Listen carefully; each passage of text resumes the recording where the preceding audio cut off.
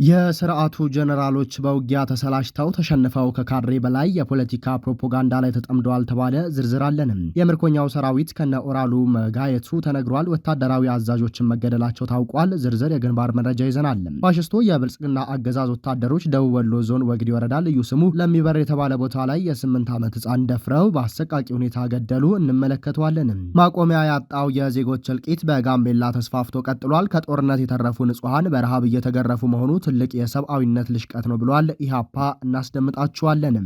ሰላም ጤና ፍቅር የምንመኝላችሁ ውድ የበለስ ሚዲያ ቤተሰቦቻችን እናንተን ይመጥናሉ ብለን ያሰብናቸውን የተመረጡ የታህሳስ 13 ቀን 2018 ዓመተ ምህረት የምሽቱን የግንባርና ወቅታዊ መረጃዎችን ወደ እናንተ ይዘን ቀርበናል።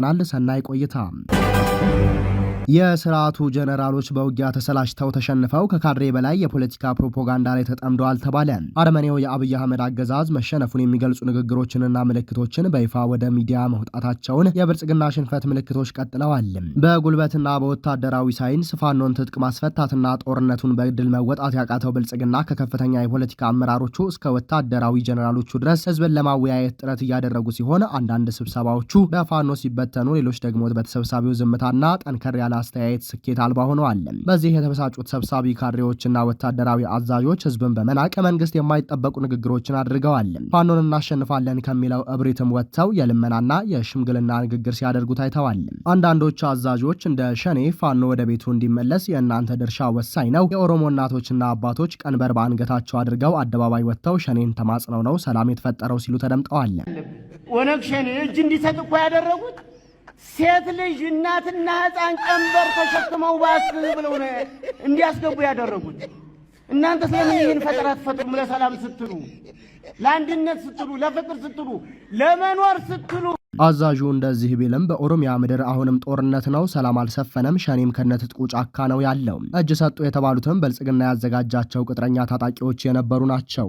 የስርዓቱ ጀነራሎች በውጊያ ተሰላችተው ተሸንፈው ከካድሬ በላይ የፖለቲካ ፕሮፓጋንዳ ላይ ተጠምደዋል። የነ መሐመድ ተሰማ፣ አዲሱ መሐመድ፣ መላኩ ገላነህ ወዘተ ንግግሮችን በደንብ ማየት በቂ ነው። ከፋኖ ጋር ለሚደረግ ውጊያ ምንም ጥቅም የሌላቸውን ሮኬት ማስወንጨፊያዎች፣ መድፎችና ታንኮችን በሀገሪቱ ሚዲያዎች እያወጣ ማሳየት ከፍርሃት የመጣ ማስፈራራት የዘቀጠ ነገር ሲሆን ነገር ግን የደጋፊዎቹን ሞራል ለመጠበቅ ያለመ ነው። ብሔራዊ ሚዲያዎች ሁሉ ሳይቀር የጥቁር ፕሮፓጋንዳ የጭንቅ ጊዜ የሚያስተጋባ ጉዳይ በማሰራጨት ተጠምደዋል።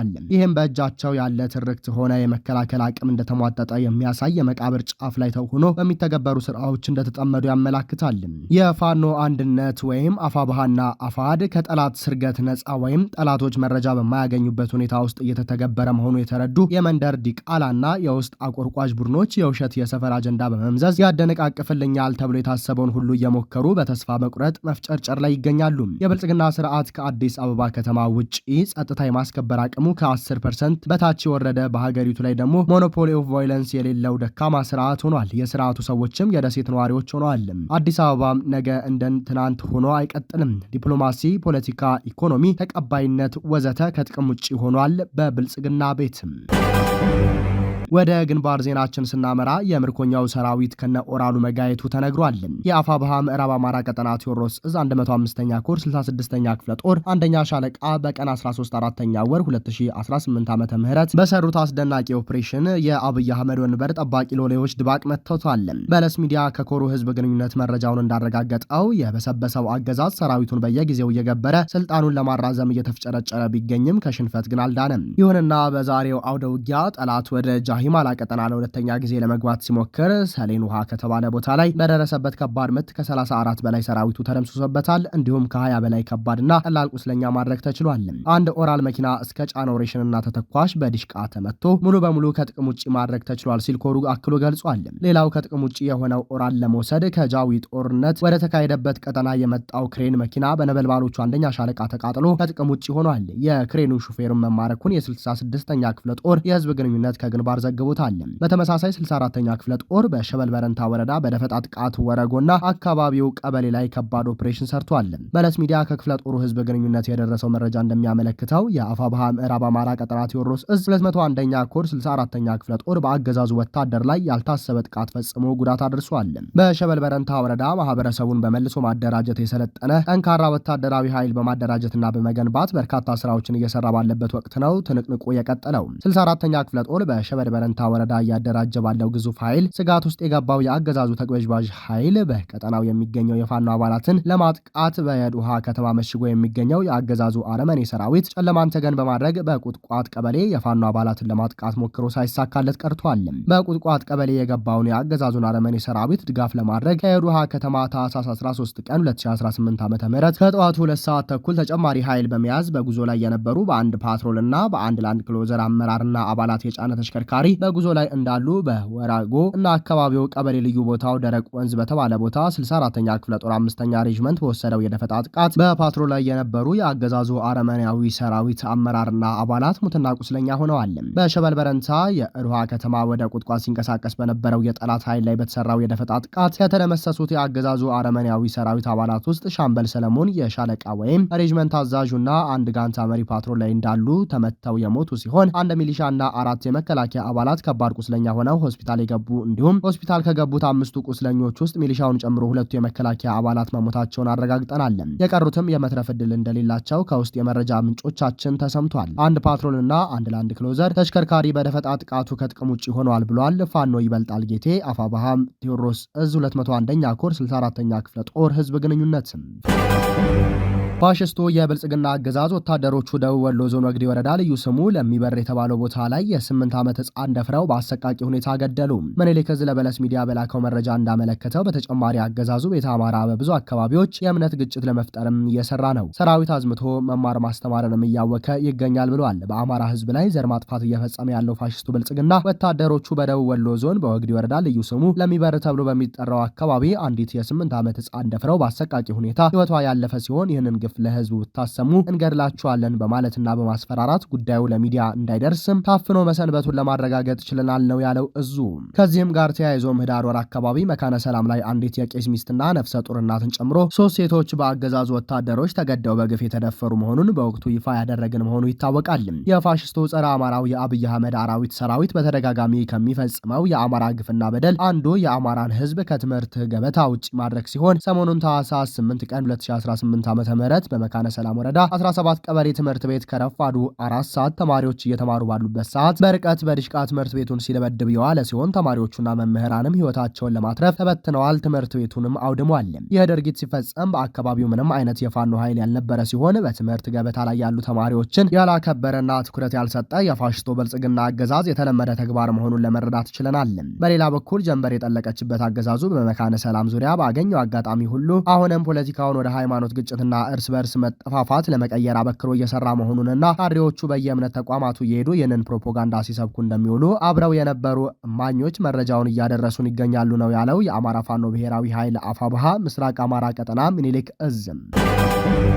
ማቆሚያ ያጣው የዜጎች እልቂት ተስፋፍቶ ቀጥሏል ሲል ኢህአፓ ገለጸ። ባለፉት 7 የብልጽግና አገዛዝ ዓመታት የዜጎች ጅምላ ጭፍጨፋ፣ ማፈናቀል፣ እገታ፣ የደህንነት ስጋት፣ ረሃብና ስደት ከመቀነስ ይልቅ ከዕለት ወደ ዕለት እየተባባሱ በመሄዳቸው ህዝባችን በህይወት የመኖር ዋስትና አጥቷል ሲል ኢህአፓ ፓርቲ ዛሬ ታህሳስ 13 ቀን 2018 ዓ.ም ያወጣው መግለጫ በለስ ሚዲያ ተመልክቷል። ባለፈው ሳምንት በጋምቤላ ክልል የሚኖሩ በመቶዎች የሚቆጠሩ ዜጎችን ህይወት የቀጠፈውና እስካሁን የቀጠለው ዘግናኝ ጭፍጨፋ የኢትዮጵያን አስከፊ አሁናዊ ሁኔታ ገልጽ ነው ያለው ፓርቲውን ከሰሞኑ በመቶዎች የሚቆጠሩ ዜጎች በአሰቃቂ ሁኔታ የተገደሉ ሲሆን ግጭቱ ለበርካቶች መፈናቀልና አለመረጋጋት ምክንያት ሆኗል። ከዚህ በተጨማሪም ኢህአፓ ከአካባቢው ነዋሪዎች እንደተረዳው ድንበር ክፍት በመሆኑ የተወሰኑ የክልሉ ቀበሌዎች በደቡብ ሱዳን ኃይሎች ቁጥጥር ስር ናቸው። ይህን ለብዙ ዜጎቻችን ህይወት መጥፋት ምክንያት የሆነ ግጭት አስቀድሞ በሚደረግ የጥንቃቄ እርምጃ ማስቀረት አሊያም መቀነስ ሲቻል ምክንያቱ በማይታወቅ ሁኔታ የሚመለከተው የብልጽግና መንግስት እንደ ከዚህ ቀደሙ ሁሉ ኃላፊነቱን ባለመወጣቱ የሀገሪቱ ዳር ድንበር ባለመጠበቁ ዜጎች በውስጥና በውጭ ኃይሎች ለእልቂት ተዳርገዋል ሲል ፓርቲው ጨምሮ ገልጿል።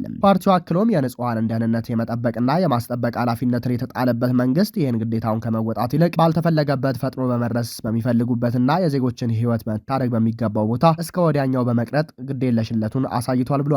ከፍ ሲሉም ከድርጊቱም ጀርባ ያሉ አካላት ወደ ፍርድ እንዲመጡ ባለማድረጉ የታሪክ ተወቃሽ ከመሆን የዘለለ ትክክለኛ የፍትህ ስርዓት ሲሰፍን ተጠያቂ መሆኑ አይቀሬ ነው። ሁሌም እንደምንለው የህዝብና የሀገርን ደህንነት የመጠበቅ ግዴታ ያለበት መንግስት መንግስት ኃላፊነቱን በመወጣት ድርጊቱን እንዳላየ ለማለፍና ለማለባበስ ከመሞከር ይልቅ ተቀዳሚ ኃላፊነቱን እንዲወጣና በጋምቤላው ጭፍጨፋ በቀጥታም ይሁን በተዘዋዋሪ የተሳተፉ አካላት ለፍርድ እንዲቀርቡ እንጠይቃለን ነው ያለው የኢትዮጵያ ህዝባዊ አብዮታዊ ፓርቲ ኢህአፓ። ይህ በእንዲህ እንዳለ ከጦርነት የተረፉ ንጹሃን በረሃብ እየተገረፉ መሆኑ ትልቅ የሰብአዊነት ልሽቀት ነው ብሏል ኢህአፓ። ላለፉት ዓመታት በከፍተኛ ጦርነት ሲሰቃይ የቆየው የትግራይ ህዝብ አሁንም የፖለቲካ ወለድ በሆነ ምክንያት በከፍተኛ ስጋት ውስጥ መሆኑን ፓርቲያችን ተመልክቷል ብሏል። ባልተገባ መንገድ በአገር ውስጥና በውጭ ኃይሎች ጦርነት ላይ የቆየው የትግራይ ህዝብ ለምን ከጥይት አመለጥክ በሚመስል መልኩ በሰው ሰራሽ ረሃብ ሳይታይና ሳይሰማለት እየተገረፈ ይገኛል። አሰቃቂው ጦርነትን ተከትሎ ከቤታቸው ተፈናቅለው በየመጠለያ ጣቢያው ያሉ ንጹሃን ዜጎች ዘርፈ ብዙ ችግሮች ሲደርስባቸው ቆይተዋል። ችግሮቻቸውን የሚፈታላቸው ብቻ ሳይሆን ጉዳይ የሚላቸውም አካል ባለመኖሩ ለከፋ አደጋ ከተጋለጡ ዓመታት አልፈዋል። ፓርቲው አክሎም በህጻጽ የተፈናቃዮች መጠለያ ካምፕ ላይ የደረሰውም ይሄው ነው። ነገር ግን ረሃብ በፍጹም ጊዜ አይሰጥምና ለእነዚህ ወገኖች በአስቸኳይ የሰብአዊ እርዳታ እንዲደርሳቸውና ጉዳያቸውን በዘላቂነት እንዲፈታ ኢህአፓ ይጠይቃል ብሏል። ልጆቻቸው በጦርነት ለተማገዱባቸው ጥቂቶች ለስልጣናቸው ሲሉ ከቀያቸው ላፈናቀሏቸው ለእነዚህ ዜጎች የሚደረግ ማንኛውም ድጋፍ እርዳታ ሳይሆን የዜግነት ግዴታ እንደሆነም ሊሰመርበት ይገባል ነው ያለው ኢህአፓ። የሩሲያ ጀነራል ሞስኮ ውስጥ መኪናቸው ላይ በተጠመደ ቦምብ ተገደሉ።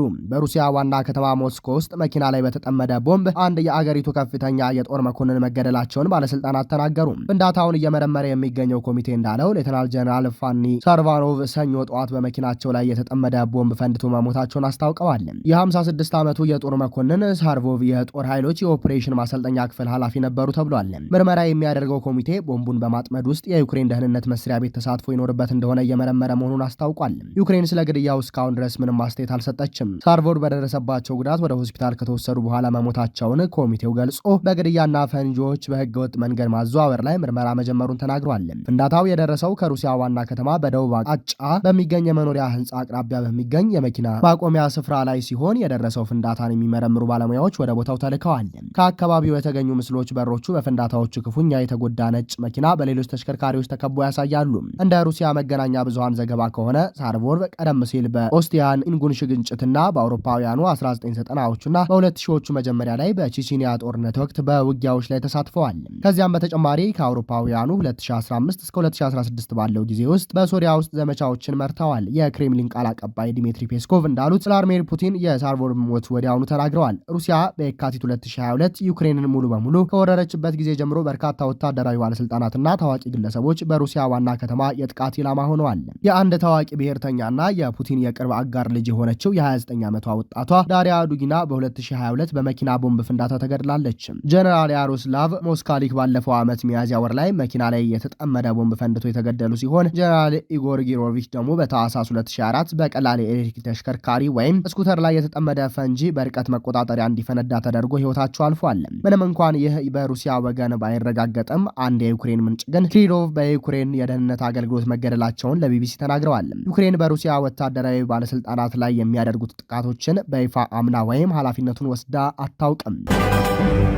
ክቡራንና ክቡራት አድማጭ ተመልካቾቻችን ለሰዓቱ የነበረን የዜናና የመረጃ ስርጭታችን ይህንን ይመስላል። ጤና ይስጥልንም።